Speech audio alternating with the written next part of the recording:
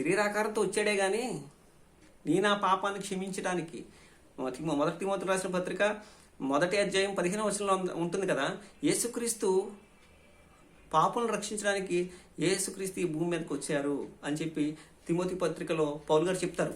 ఇక్కడ ఏం చెప్తున్నాడంటే ఆయన 3వ అధ్యాయం 31వ వచనంలో యోహాను రాసిన సువార్త 3వ అధ్యాయము 31వ వచనంలో ఏం చెప్తున్నారంటే, పైనుండి వచ్చేవాడు అందరికీ పైనున్నవాడు, భూమి నుండి వచ్చేవాడు భూ సంబంధమైన సంగతులను గురించి మాట్లాడును. పరలోకం నుండి వచ్చేవాడు అందరికీ పైగా నుండి తాను కన్నవాటిని గూర్చియు విన్నవాటిని గూర్చియు సాక్ష్యం ఇచ్చును. ఆయన సాక్ష్యము ఎవడును అంగీకరింపడు. ఎందుకని అంగీకరింపడు? సత్యం చెప్తే ఎవరు వినరండి. అసత్యం చెప్పి చూడండి, మాయ మాటలు చెప్పండి, చక్కగా వింటారు, చక్కగా ఫాలో అవుతారు. మన సత్యాన్ని చెప్తే ఎవరు కూడా నమ్మరు. యేసుక్రీస్తుని కూడా నమ్మారా ఆ రోజు యూదులు? మతం మతం మతం ఎంతసేపు ఆ మత పచ్చిలో, ఆ మత రొచ్చులో పడిపోయి పొర్లాడేరే తప్ప ఆయన దైవ కుమారుడిగా, లోకరక్షకుడిగా, రాజుగా వారు ఒప్పుకోలేదండి. పైపెచ్చు పిలాతు అన్యుడై ఉండి పిలాతు విడుదల చేద్దాం, తప్పిద్దాము యేసుక్రీస్తుని చెప్పి పిలాతు ప్రయత్నం చేస్తే లేదు అని పెద్ద పెద్ద కేకలు, పెద్ద పెద్ద అరుపులు అరిసి వారిని ఆఖరికి క్రీస్తును పొట్టన పెట్టి చంపేసేంత వరకు కూడా వాళ్ళు నిద్రపోని వాళ్ళే అండి ఈ యూదులు. అలాంటి యూదుడిని ఎలా ఒప్పించడానికి రాస్తున్నాడు ఆయన? ఎలా వెలుగు ఆయన, ఆ వాక్యము శరీరధారిగా వచ్చింది అని చెప్పి వాళ్ళకి చెప్తూ వారికి చెప్తున్నట్టుగా మనకి కనిపిస్తుంది. ఆయన భూ సంబంధి కాదు. ఆయన పైనుండి వాడు ఏదైతే చూశాడో, ఏదైతే విన్నాడో, ఏదైతే తండ్రి చెప్పమన్నాడో ఆ విషయాల్లో నేను చెప్తున్నాను కనుక మీరు నమ్మరు అని చెప్పి ఆయన చెప్తాడు. అలాగే యోహాను సువార్తలో మనకు ముఖ్యంగా 7 అనే సంఖ్య ఎక్కువగా మనకు కనిపిస్తుంది. 7 అనే సంఖ్య అంటే నేనే, అంటే యోహాను సువార్తలో నేనే అనే పదం 7 సార్లు మనకి కనిపిస్తుంది. యోహాను సువార్త ముఖ్యంగా యెరూషలేము మీద ఫోకస్ చేస్తూ, యెరూషలేములో జరిగిన సంఘటనలను ఫోకస్ చేస్తూ ఆయన సువార్తను రాసినట్లుగా మనము చూస్తాము. యోహాను గారు దేని మీద ఎక్కువగా ఫోకస్ చేశారు? యెరూషలేములో జరిగిన విషయాలు, ఆయన యేసుక్రీస్తు చేసిన పరిచర్య ఏదైతే ఉందో యెరూషలేములో, దాన్ని ఫోకస్ చేస్తూ ఆయన ఈ సువార్తను, యోహాను సువార్త రాసినట్లుగా మనం చూస్తాం. 7 అనే సంఖ్య, 7 అనేది యూదుల్లో సంపూర్ణతకు సూచనగా ఉంది. అందుకనే యేసుక్రీస్తు 7 సార్లు నేనే జీవాహారము, నేనే మార్గము సత్యము జీవము, నేనే గొర్రెల ద్వారము, నేనే జీవజలపు ఓటను, నేనే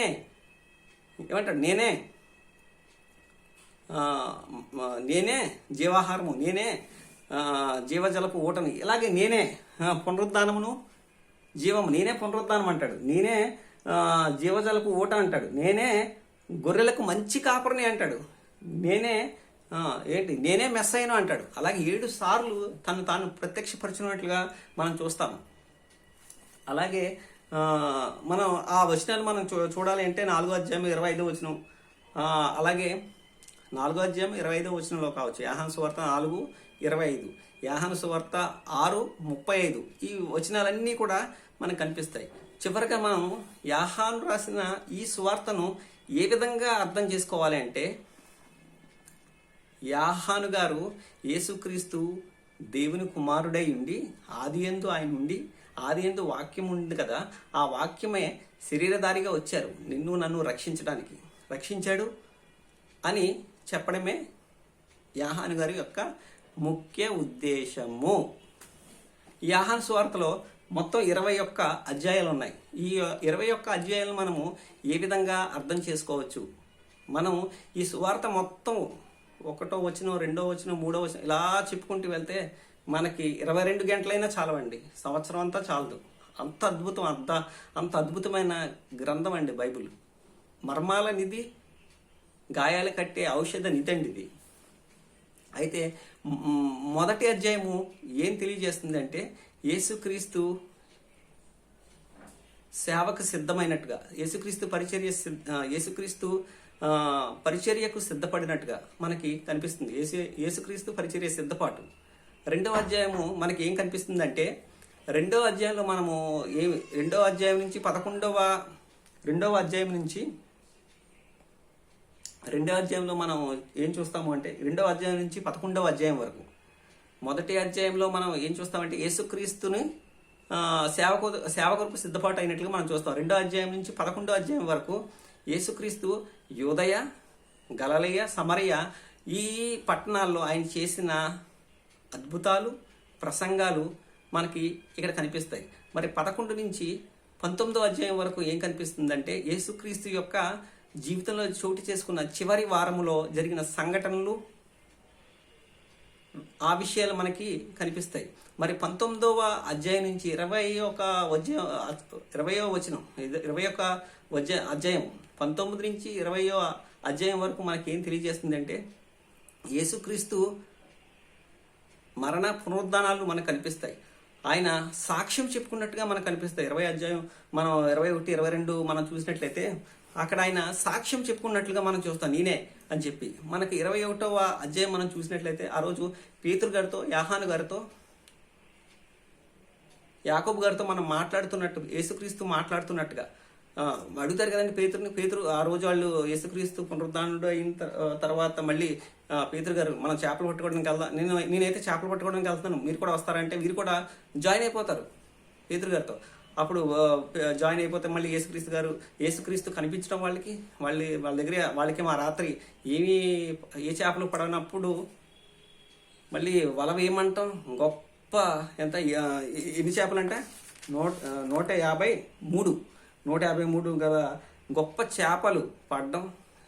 అది పేతురు గారు ఆ తర్వాత గుర్తుపట్టిన తర్వాత సముద్రంలో దూకేయడం. ఆ తర్వాత యేసుక్రీస్తు అడుగుతాడు కదా పేతురుని, నన్ను ప్రేమిస్తున్నావా? ఒకసారి, రెండోసారి, మూడోసారి. అయితే నా గొర్రెలను మేపు, ఫీడ్ మై షీప్, నా గొర్రెలను మేపు. పేతురు నన్ను ప్రేమిస్తున్నావా? కాపరి ఏం చేస్తాడంటే గొర్రెలను పోషిస్తాడు.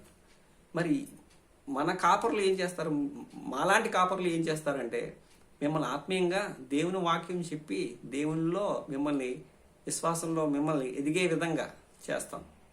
అందుకనే యేసుక్రీస్తు మాకు ఈ బాధ్యత అప్పచెప్పారు. ఆ తర్వాత యేసుక్రీస్తు శిష్యులతో మాట్లాడటం, ఆ తర్వాత మనం చూస్తాం యేసు చేసిన ఇంకా ఈ సంగతులు సాక్ష్యం రాసిన శిష్యుడు ఇతడే అని చెప్పి గొప్ప. ఆ తర్వాత మనం ప్రభువా ఈ సంగతులన్నీ కూడా మనకి 21వ అధ్యాయంలో కనిపిస్తుంది. ఆ తర్వాత మనం చూస్తాము అపోస్తల కార్యాలు. ఆయన యెరూషలేములో మీరు నిలిచి ఉండండి, ఆయన్ని పరిశుద్ధాత్మని మీకు కిందకు పంపిస్తాను, ఆయన వచ్చినప్పుడు మిమ్మల్ని సర్వసత్యంలోకి నడిపిస్తారని చెప్పి ప్రభు అక్కడి నుంచి ఆరోహణం అయిపోయి పరిశుద్ధాత్మను పంపిన తర్వాత పరిశుద్ధాత్మ పొందుకున్న వీరు యెరూషలేములో మొదటగా సంఘాన్ని ప్రారంభించడం, ఆ సంఘం అభివృద్ధి పొందటం, ఆ సంఘం హింసకు లోనవటం, ఆ సంఘం అభివృద్ధి యూదులకి మొదటగా యూదయ, సమరయ, గలిలయ ఈ ప్రాంతాల్లో సంఘం స్థాపించబడడం. ఆ తర్వాత పేతురు గారి ద్వారా ఇదంతా జరగటం. ఆ తర్వాత అపోస్తలుడైన పౌలు ద్వారా సంఘం సంఘాలు అన్ని జనుల్లో కూడా స్థాపించబడటం. ఇవన్నీ మనం చూస్తాం అపోస్తల కార్యాలు. ఈ విషయాలు మనం రాబోయే దినాల్లో అపోస్తల కార్యాన్ని ధ్యానించుకున్నప్పుడు మనము ఇవన్నీ చెప్పుకుంటాం. మెట్టుకు విన్న ఈ వాక్యాన్ని మీ హృదయంలో దాచుకొని క్రీస్తుకి యోగ్యమైన ప్రవర్తన మీరందరూ ఫలించాలని కోరుకుంటున్నాను. ఆయన సేవా పరిచర్యలో మీ ఆనంద్ కుమార్. అలాగే వీడియోని చూసేవారు షేర్ చేయండి, కామెంట్ పెట్టండి, సబ్స్క్రైబ్ చేయండి. తద్వారా ఈ వీడియో ఎక్కువ మందికి రీచ్ అయ్యే అవకాశం ఉంటుంది. ఈ వీడియో అనేక మందికి రీచ్ అయితే వారు సత్యాన్ని గ్రహిస్తారు, వాక్యాన్ని విని వారు దేవుని దగ్గరగా రావడానికి మీ వంతు సహకారాన్ని ఈ వీడియోని షేర్ చేసి అనేక మందికి దీవెనకరంగా మీరు మారమని ప్రార్థిస్తున్నాను. ఆ రోజు ఒక మాట సమూయేలు గ్రంథంలో దావీదు గారు చెప్తారు, వాక్యం బోధించేవాడికి ఎంత ప్రతిఫలమో ఆ వాక్యాన్ని, అదే యుద్ధం చేసే సైనికుడికి ఎంత ప్రతిఫలమో సామానుల దగ్గర కాపలా ఉండి దాన్ని చూసుకునేవాడికి అంత ప్రతిఫలమే యుద్ధం చేసేవాడికి, సామాన్ల దగ్గర ఉండి కాపు కాసేవాడికి అంతే ప్రతిఫలం వస్తుంది. అలాగే వాక్యాన్ని చెప్పే నాకైనా సరే, ఆ వాక్యాన్ని మీరు అనేక మందికి తీసుకువెళ్లే వారిగా ఉన్న మీకైనా సరే ఒకటే ప్రతిఫలం. ఈ విషయాన్ని గమనించి అనేక మందికి మీరు ఈ వాక్యాన్ని, ఈ లింక్ని షేర్ చేసి మీరు దైవ దీవెనలు పొందమని ఆయన పరిచారకునిగా మీ అందరినీ రిక్వెస్ట్ చేస్తూ, ఆయన పరిచర్యలో మీ ఆనంద్ కుమార్. Thank you. మా తండ్రి దేవుని ప్రేమయు, యేసుక్రీస్తు కృపయు, పరిశుద్ధాత్మ అన్యోన్య సహవాసము మనందరికీ తోడు నడిపించును గాక. Amen. God bless you. God bless you everyone. Thank you.